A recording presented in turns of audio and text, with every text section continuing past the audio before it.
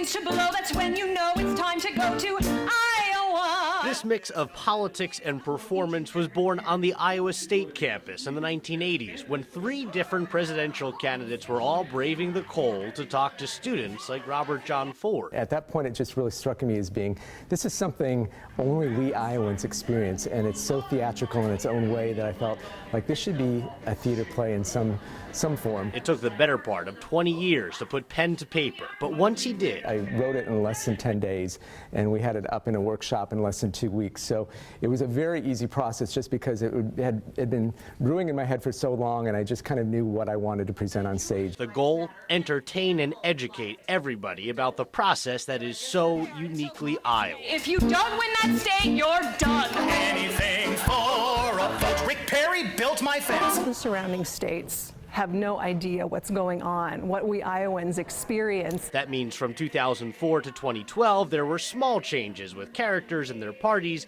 but this year brought about huge rewrites. A September 25th survey of 68 white people in South Carolina reveals that Ronald Blunt is the clear frontrunner in the presidential race nationally. The media is just such a part of this whole process now, and so we have to integrate that. This year feels so much different than any previous year. I am going to make this country great again. Get on the Blunt bandwagon. But in the end, Robert includes the moment of clarity that he says voters in Iowa eventually find themselves. Throughout the process, I think they get caught up in the various candidates and campaigns and everything like that. But I think by the time it gets to caucus night, I think people are pretty clear, kind of sift through all the craziness and get to the heart of the matter and make pretty informed decisions.